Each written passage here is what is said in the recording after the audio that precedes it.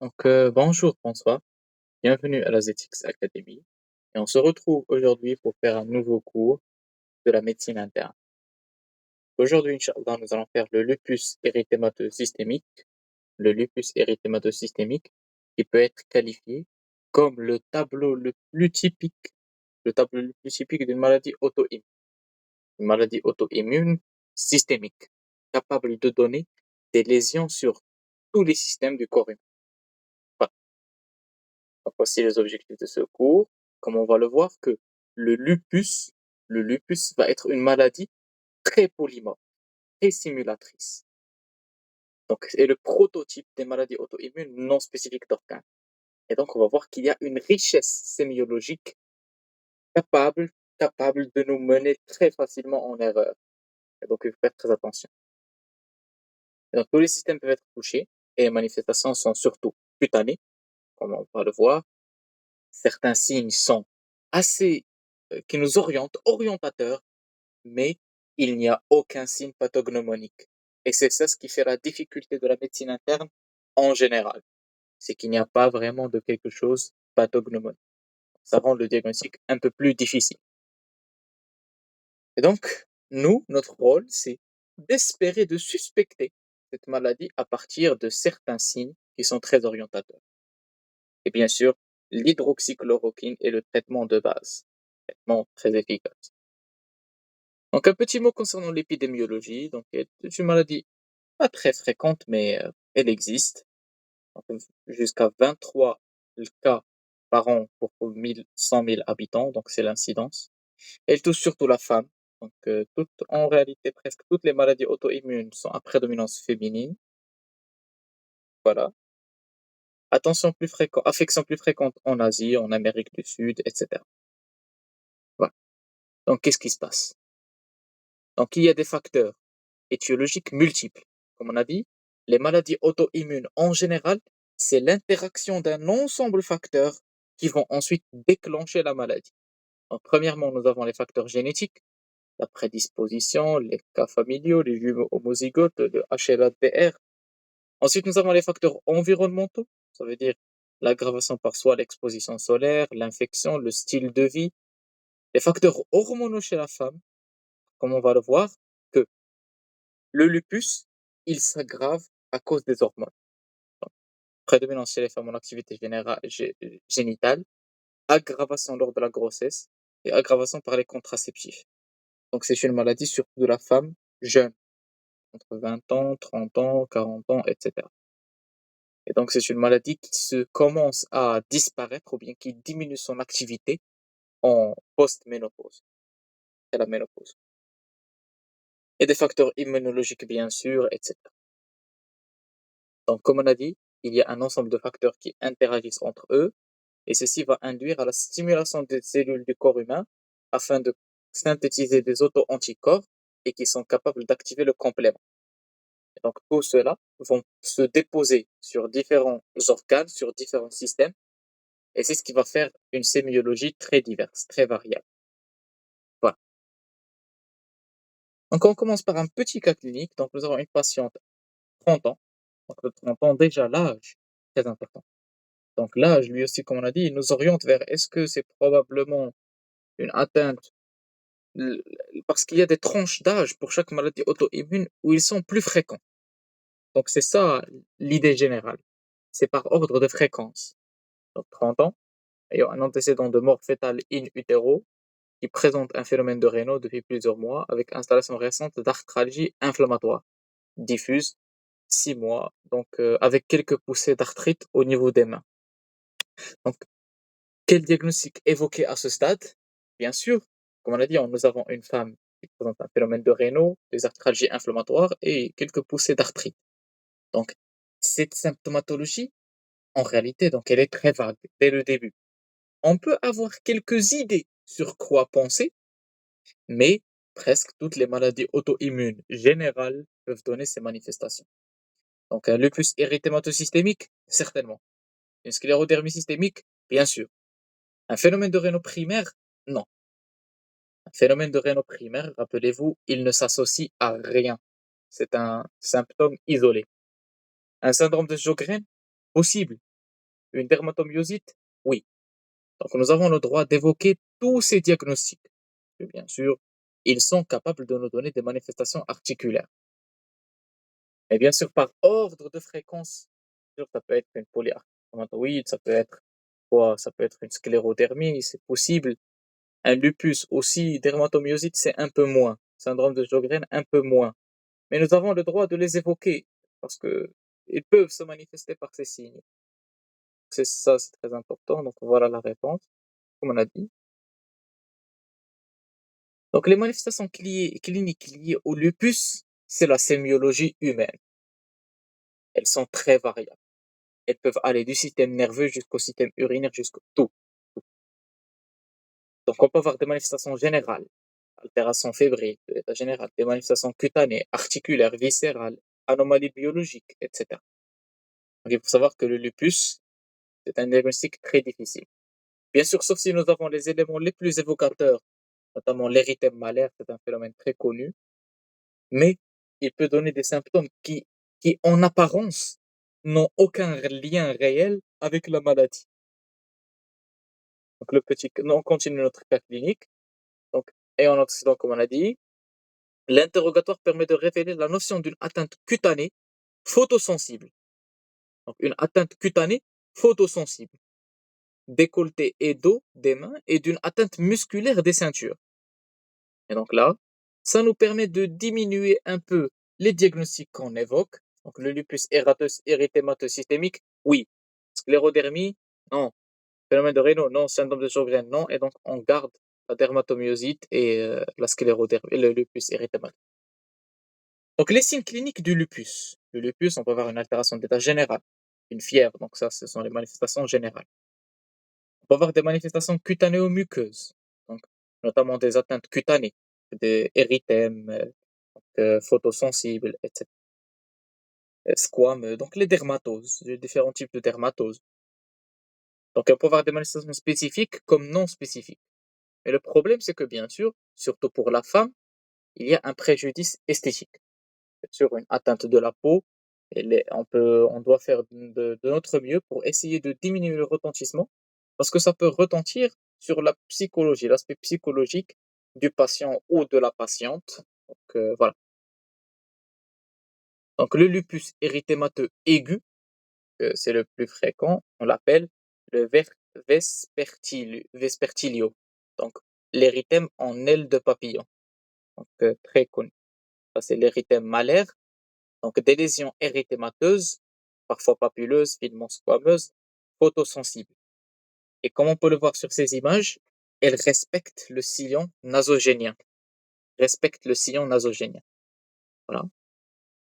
Comme on peut avoir dans d'autres localisations, donc voilà, au niveau, donc les lésions peuvent être diffuses, siéger sur les zones photo-exposées, éruption morbilliforme, eczématiforme, des bulles, des lésions muqueuses, de lupus aigu, ulcération buccale, nasale, etc. Donc ça, c'est un ensemble de manifestations. Et bien sûr, il faut faire très attention. Les diagnostics différentiels, notamment la dermatomyosite, on va le voir, ainsi que la dermatite ou bien la rosée ou autre. Et donc ces caractéristiques, il est très important de les reconnaître, de s'en rappeler, parce que ce sont des caractéristiques qui, dans certains cas, vont nous permettre de faire la différence. Parce que parfois, la différence, elle n'est pas facile. Sinon, on peut voir la forme subaiguë. La forme subaiguë, donc, elle nous donne des lésions maculeuses, érythémateuses, évoluant vers des lésions annulaires, vers un aspect psoriasiforme, et donc, encore une fois, au niveau des zones photo-exposées. Sinon, on peut voir un lupus érythémateux discoïde, un lupus érythémateux discoïde, donc plaque bien limitée, association des trois lésions élémentaires. Donc, c'est quoi les trois lésions élémentaires? C'est l'érythème, les téléangiectasies et des squames. Érythème, téléangiectasie et des squames, et qui aboutissent à une atrophie cicatricielle. Pourquoi? Parce qu'on a la destruction du follicule pileux. Donc l'inflammation, avec le temps, elle commence à détruire carrément. Ce n'est pas comme de la chute classique, comme on va le voir au niveau de la pelade, par exemple. Ce n'est pas une alopécie une alopécie temporaire, elle va être permanente parce qu'on a une destruction du follicule pileux. Voilà. Sinon, il y a d'autres lésions, donc le lupus tumidus, le lupus à type d'engelure, la paniculite lupique qui va nous donner des dépressions au niveau cutané, donc des nodules. Donc voilà, le panicule adipeux qui peut être touché. Et, voilà. Voilà. Sinon, on peut avoir des lésions vasculaires, notamment du livédo. Donc, il est diffus, à maille fine, non fermée. Donc, c'est comme si on avait un aspect marbré, mais ce n'est pas un choc cardiogénique. Il s'aggrave en position debout, donc s'accentue en position déclive. Sinon, on peut voir un purpura thrombopénique ou vasculaire, ça dépend, on peut voir les deux. Donc, voilà. On peut voir l'ulcère de la jambe. Il est surtout lié aux anticorps antiphospholipides, s'il est associé. Il faut faire très attention. Les ulcères, ça peut être par exemple une thrombose veineuse qui évolue avec le temps, etc. On peut avoir une vascularite urticarienne, euh, voilà, et le phénomène de Raynaud. On peut avoir aussi la vascularite palmoplantaire, donc elle est très sévère, il faut faire très attention. C'est une manifestation très sévère. Lorsqu'on a cette manifestation palmoplantaire, donc elle est assez caractéristique. Donc, si nous l'avions, il faut la suspecter le lupus. On peut voir aussi l'alopécie. Donc là, c'est l'alopécie réversible. Si on a une atteinte non cicatricielle, le follicule pileux, ça veut dire que ce n'est pas le follicule pileux qui est dégradé avec le temps, c'est juste une chute de cheveux pour une autre raison. Donc des lésions maculo-érythémateuses, des zones photoexposées, etc. Donc on continue notre cas clinique, comme on a dit, il faut suspecter donc les deux étiologies.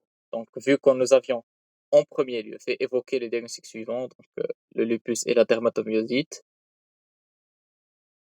Donc l'histologie, elle n'est pas obligatoire, mais lorsqu'on l'est demandé, elle peut nous orienter. Qu'est-ce qu'on peut trouver? Des lésions dermo-épidermiques, donc à type d'hyperkératose, atrophie épidermique, dégénérescence des kératinocytes, etc. Pas mal de signes qui peuvent nous orienter.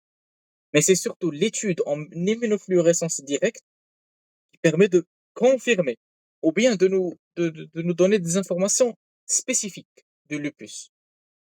Le lupus, comme on a dit, c'est une maladie médiée par des anticorps et le complément.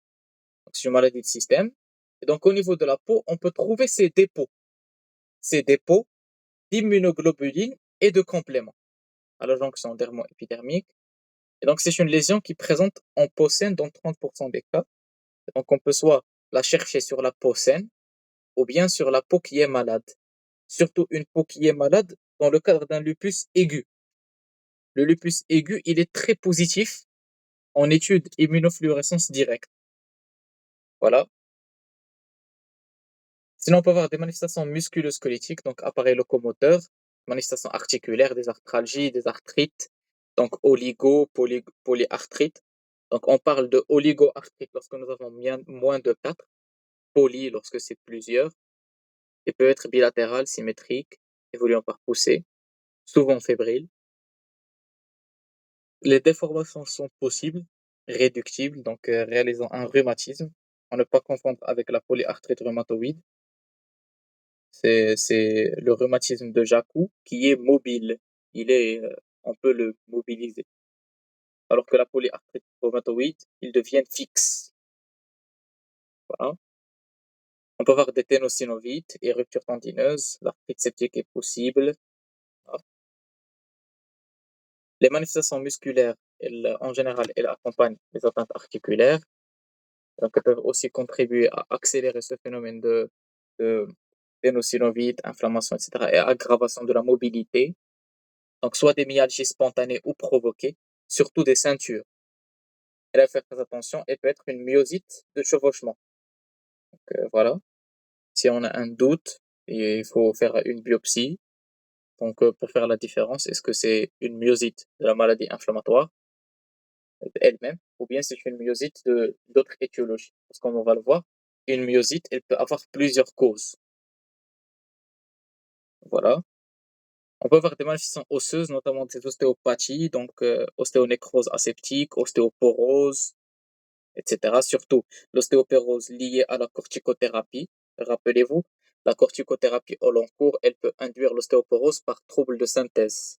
Donc il y a une diminution de la synthèse osseuse, de la substance osseuse. Voilà. Et l'atteinte rénale. L'atteinte rénale est une étape très importante et un signe à ne pas oublier, parce que l'atteinte rénale est un facteur de mauvais pronostic et qui peut rapidement menacer le pronostic vital. Et donc, on peut avoir une protéinurie, il est défini par une protéinurie supérieure à 0,5 g sur 24 heures. S'il est positif, c'est la néphropathie lupique. Il est précoce, surtout au premier stade, c'est une atteinte glomérulaire. Avec le temps, elle devient tubulaire, tubulo-interstitielle. Et parfois, des lésions vasculaires peuvent coexister. Elle peut être carrément le signe révélateur de la maladie. On peut avoir euh, une protéinurie qui a été inexpliquée au début, et dans notre bilan étiologique, on peut réfléchir à la néphropathie lupique. Et en même cas, même si nous avons un doute, c'est la biopsie rénale. Voilà. Donc au début, elle est infraclinique. C'est pour cela, le moment où on confirme un lupus chez une patiente ou bien chez un patient, il faut impérativement chercher une atteinte rénale. Donc il faut chercher la néphropathie lupique. Donc les manifestations, elles sont non spécifiques. On peut voir l'œdème de membre inférieur, l'hypertension artérielle, des signes d'insuffisance rénale, etc. Et à la biologie, une protéinurie ou anomalie du sédiment urinaire qui peut être diagnostiquée au stade de l'insuffisance rénale. Voilà. Voilà, comme on a dit, concernant la néphropathie rénale. Sinon, on peut aussi avoir, donc, comme on a dit, il faut évaluer la fonction rénale, s'il y a une insuffisance rénale. La fonction biopsie rénale, elle est systématique si la protéinurie elle est supérieure à 0,5, parce qu'on va voir qu'il y a une classification de la néphropathie lupique et qui dépend de cet aspect histologique. Il faut, pour être capable de la classifier, d'abord éliminer les contre-indications. On a besoin d'une biopsie. Voilà. Elle permet de confirmer la néphropathie lupique en objectivant les dépôts d'immunoglobulines et de complexes humains, et ensuite la classer. Le classement, il est très important parce qu'il permet de déterminer le degré d'activité et la chronicité de l'atteinte. Donc, savoir si nous sommes à un stade tardif ou bien un stade précoce et d'établir un pronostic. Voilà. Elle peut objectiver des lésions de néphropathie interstitielle, microangéite, glomérulose. Voilà, donc les classifications de la néphropathie lupique.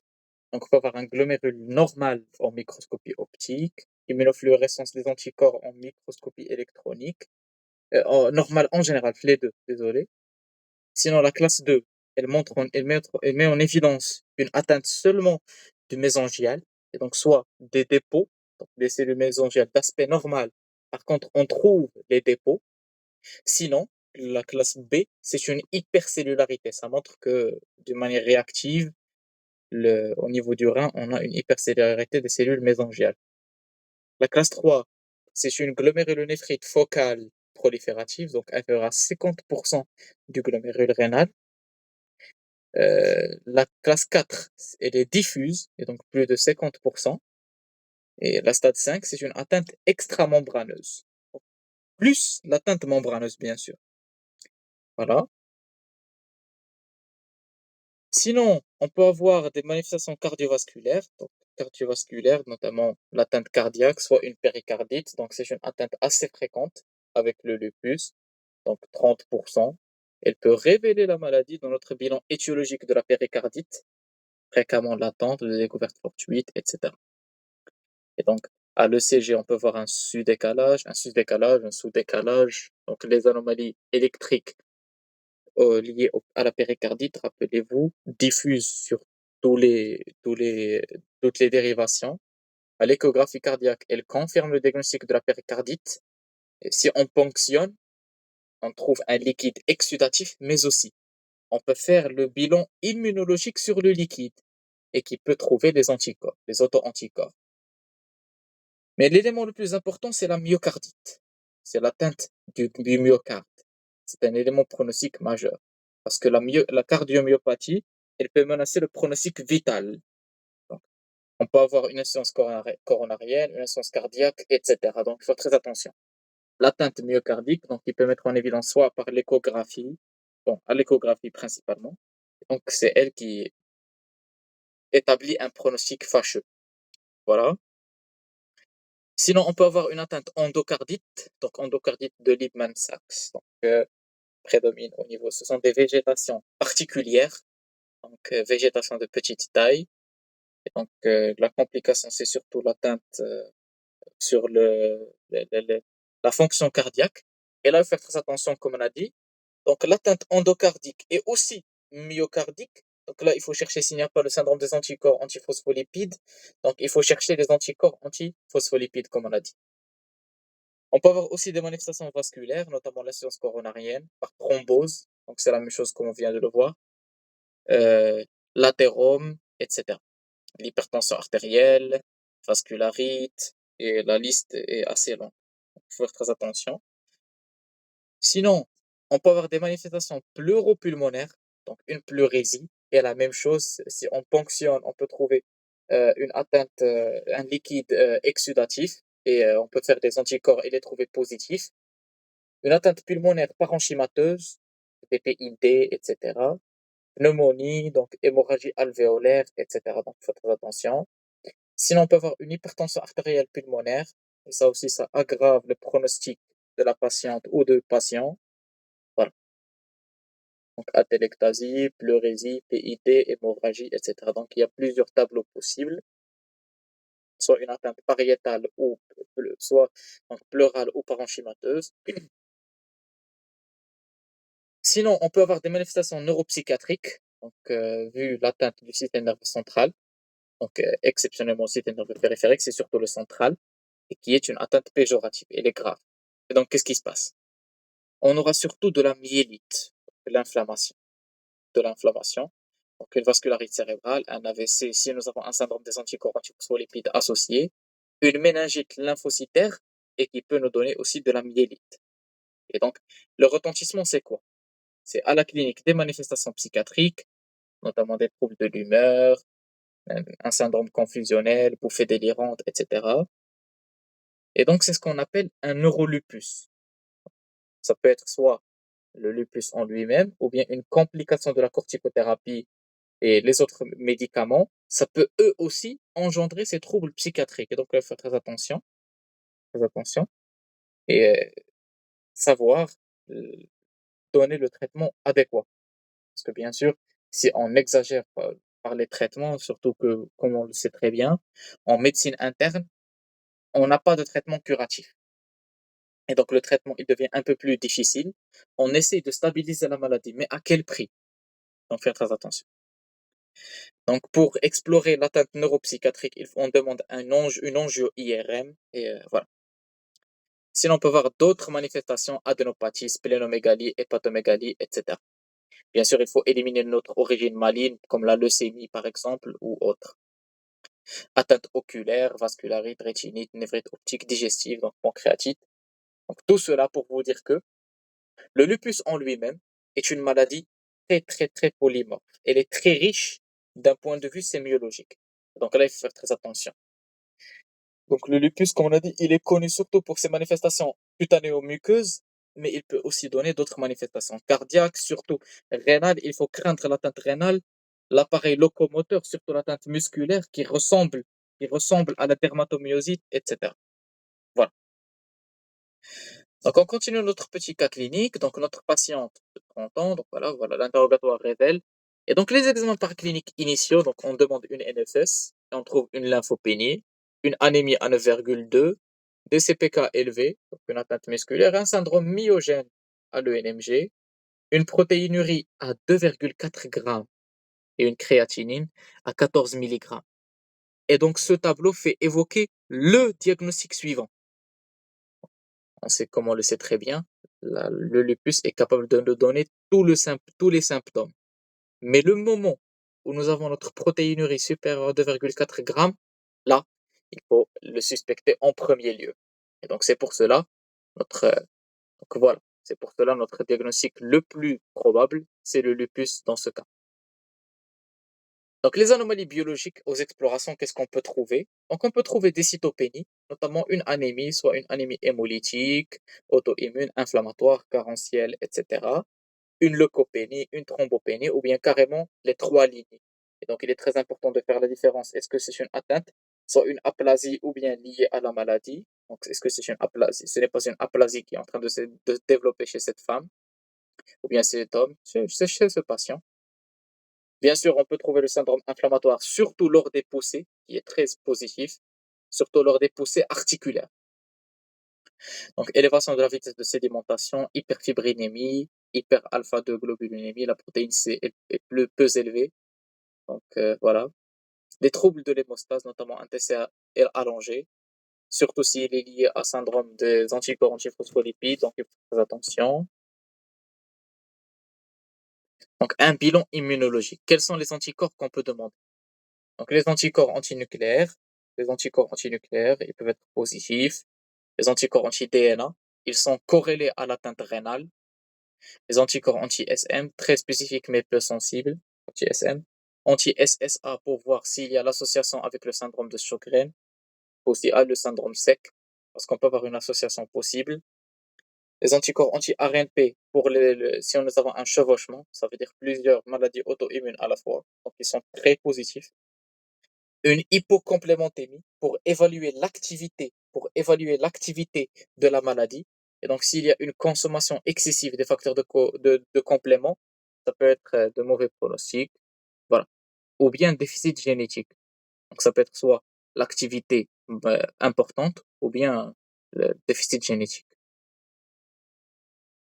Donc, notre cas clinique, comme on a dit, le lupus érythémateux doit être suspecté en premier lieu, surtout lié à la protéinurie. Normalement, la dermatomyosite ne devrait pas donner de protéinurie. Donc, notre cas clinique, donc les bilans immunologiques en faveur de ce diagnostic sont. Donc, nous allons demander bien sûr les anticorps antinucléaires, les anticorps anti-RNP, non, parce que comme on a dit, les anticorps anti-RNP, on peut les demander, mais c'est surtout lorsqu'on suspecte un syndrome de chevauchement, un syndrome de Sharp. Ce n'est pas le lupus en lui-même. Les anticorps anti-SM, oui, on peut les demander. Anti-ADN, oui. Et les anticorps antiphospholipides, pour voir s'il y a l'association avec le syndrome des anticorps antiphospholipides. Donc, il est assez fréquent. Ils sont assez fréquemment associés, donc il faut les demander aussi. Voilà. Donc, comment faire le diagnostic positif d'un lupus? Comme toutes les maladies auto-immunes, le diagnostic, il repose sur un faisceau d'arguments. Anamnestique, clinique, biologique, immunologique, etc. Et donc, tous les arguments qu'on peut obtenir, ils ont l'équivalent de quelques points sur un score. Et donc, on peut se référer à plusieurs critères, notamment les critères ACR, ACR-ULAR, etc. Voilà. Donc, en 1997, initialement, on avait 11 items. Et donc, si nous avions 4 d'entre eux, on avait une probabilité très élevée de diagnostiquer un lupus. Donc, c'est le critère ACR 1997. Donc, ça, c'était seulement donc voilà, ça, c'était à la clinique, mais aussi à la biologie. Donc l'atteinte hématologique, la protéinurie, etc. Sinon, nous avons les critères SLICC, donc ça, c'est aussi un autre score. Donc là, il prend en charge, il prend en considération aussi l'atteinte cardiaque. Quelque part ici, Rajkund, avec le bloc auriculo-ventriculaire. Ensuite, nous avons l'ACR-ULAR, qui se base aussi sur, bien sûr, la classification de la néphropathie lupique. Il lui donne une importance plus importante, mais aussi le degré de la positivité des anticorps avec l'activité du complément. Voilà, donc comme on peut le voir ici. Donc, il donne un intérêt à la clinique, bien sûr. Il y a certains critères qui sont très euh, orientateurs. Et à l'immunologie, si nous avons une positivité avec d'autres manifestations, etc. Voilà. Donc, l'autre cas clinique, donc voilà notre femme, donc comme on a dit, les examens paracliniques à réaliser systématiquement. Donc, qu'est-ce qu'on devrait demander? Un test de Coombs, certainement, parce que ça peut expliquer notre anémie. Une ponction biopsie rénale, oui, parce que comme on a dit, le moment où nous avions une protéinurie, il faut la typer. Donc, nous allons demander une ponction biopsie rénale. Un électroencéphalogramme, pas obligatoirement. un ECBU, on pourrait le demander, il pourrait mettre en évidence certaines anomalies qui pourraient nous orienter vers l'atteinte lupique. Une TSH, je pense, je sais pas ça si on va le demander. Je ne pense pas. Bon, on va la demander. Donc une TSH, une exploration endocrinienne, dans le cadre surtout d'un diagnostic différentiel. Voilà. Donc les diagnostics différentiels du lupus, ça peut être une dermatomyosite. Donc la dermatomyosite, c'est le diagnostic différentiel principal du lupus. Donc, il donne des manifestations cutanées et musculaires similaires entre elles. Sinon, on peut avoir la polyarthrite rhumatoïde débutante. Donc la forme, les arthralgies, etc., elles peuvent se prêter confusion. On peut avoir une connectivité mixte et un état infectieux. Voilà. Donc les formes cliniques, on peut avoir un lupus cutané, c'est la forme clinique la plus fréquente. Donc pas de manifestation systémique. Le lupus induit, il peut être induit par la prise de certains médicaments, donc anticontihiston, donc généralement réversible. Le lupus de l'enfant, il a un mauvais pronostic, un très mauvais pronostic. Donc, la forme juvénile, elle est considérée lorsque nous avions une atteinte inférieure à 15 ans. Et en général, il est monogénique. Ça veut dire qu'il est génétique. Voilà. Les connectivités mixtes, intriquées, etc. Donc, les médicaments inducteurs de lupus, il faut faire très attention. Immunomodulateurs, etc. Donc, lupus et grossesse, comme on a dit, en général, chez la femme, les hormones, ils aggravent les manifestations du lupus. Et donc, faire très attention. Une femme ne devrait pas rentrer en conception, sauf sous l'aide médicale. On a besoin d'une aide médicale parce qu'il y a un risque materno-fœtal. Les anticorps, ils passent la barrière placentaire, et donc il y a un risque. Et bien sûr, on peut aussi causer une poussée de la maladie chez la mère. Parce que, comme on a dit, les anticorps, la maladie, elle est liée aux hormones. Et donc, lors de la grossesse, il y a un dérèglement, il y a un changement hormonal. Voilà. Donc, peut être responsable d'un avortement, d'un mort fœtal in utero, une hypotrophie fœtale, un accouchement, etc. Le BAV chez le fœtus, le lupus néonatal, etc. Donc, c'est une grossesse à programmer. Donc, on a besoin d'une aide médicale. Donc, voilà. Donc, chez notre même patiente, des auto-anticorps sont à rechercher systématiquement. Il s'agit de quoi? Des cardiolipines. Donc, avant de répondre à cette question, donc, comme on a dit, pendant notre maladie de lupus, en général, elle peut être associée à deux maladies. Deux maladies. Donc, le syndrome sec, donc Sjögren, mais aussi le syndrome des anticorps antiphospholipides. Et donc, c'est ce qu'on va chercher. Donc, les cardiolipines, oui, parce que les cardiolipines, elles rentrent dans l'exploration du syndrome des anticorps antiphospholipides. Donc, il est très associé. Anticorps anti-ARMP, non. Donc, sauf si on suspecte le chevauchement. Les anticorps anti-CCP, non. Les anticorps anti-ANCA, non, on suspecte pas une vascularite. Donc, il n'est pas. L'anticoagulant lupique, oui. Parce que, comme on a dit, le lupus, donc, il est très fréquemment associé au syndrome des anticorps antiphospholipides et au Sjögren. Donc, s'il y avait aussi SSA, SSB, on aurait le droit de les chercher. Voilà. Donc, le syndrome des anticorps antiphospholipides est une entité clinico-biologique prédominante chez la femme. Qu'est-ce qui se passe? Donc, nous avons une association des deux qui peuvent être responsables des accidents thrombotiques, veineux ou artériels, et des accidents obstétricaux.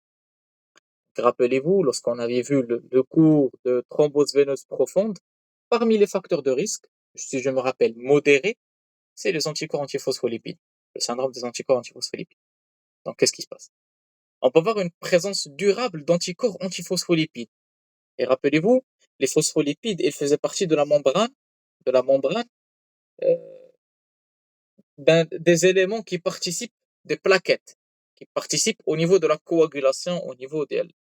Et donc, si nous avons des anticorps qui sont dirigés contre eux, ils peuvent induire une activation anormale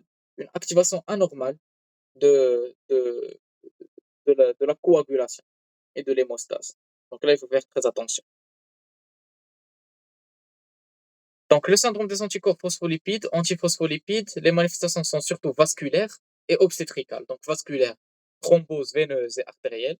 Donc, ils peuvent être responsables d'une thrombose veineuse profonde, de thrombose veineuse cérébrale, l'AVC, l'AOMI, etc. Les vasculopathies. Mais on peut voir aussi des manifestations obstétricales, notamment la prééclampsie, le syndrome de HELP. Donc, si je me rappelle, low platelets, hepatitis, etc. Donc, c'est pas mal de manifestations. Rupture prématurée des membranes, des fausses couches, mort fœtale in utero, etc. Il peut être soit primaire ou associé à une autre connectivité. Et en général, c'est le lupus, comme on a dit. Le lupus, il est très fréquemment associé aux anticorps antiphospholipides. Et là, il faut faire très attention. Il existe une entité qu'on appelle CAPS.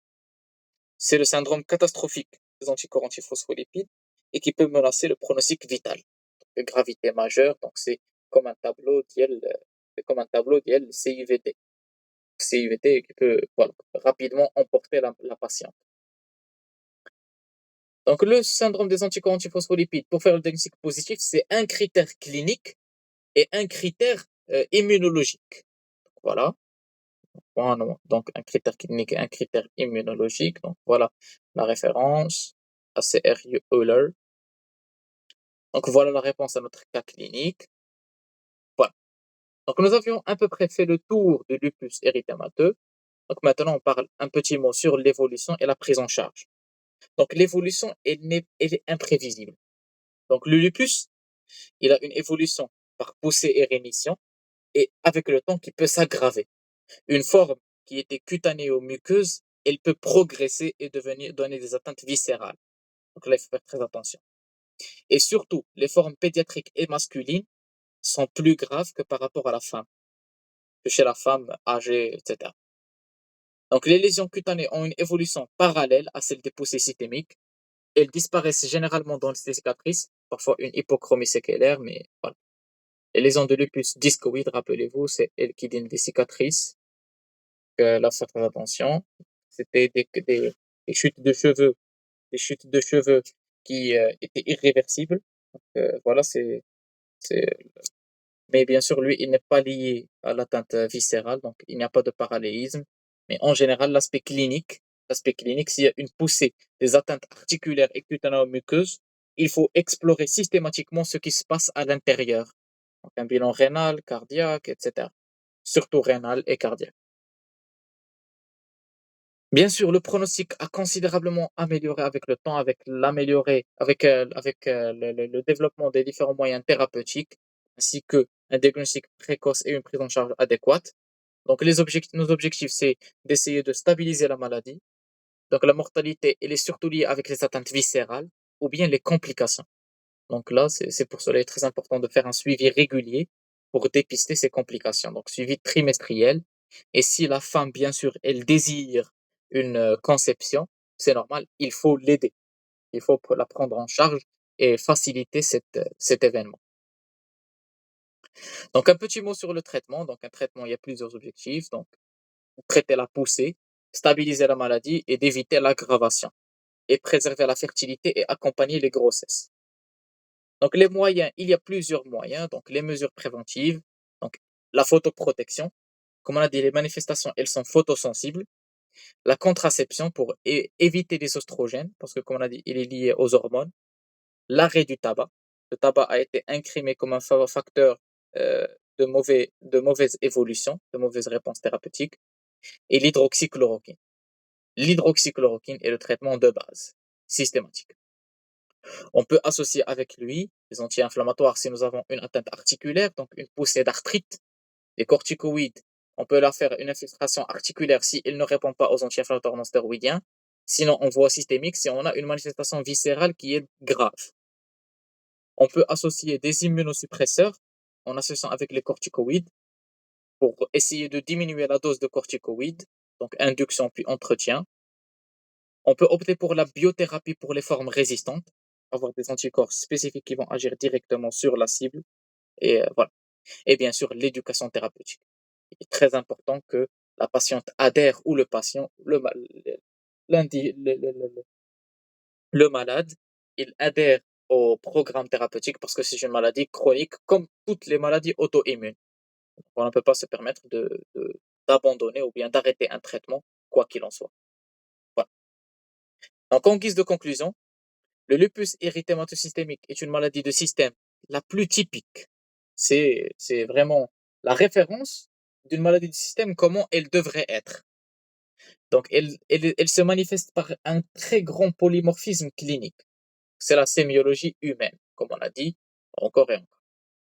La gravité est surtout liée aux atteintes viscérales, notamment cardiaques et rénales, d'où l'exploration systématique de ces deux lorsqu'on suspecte un lupus.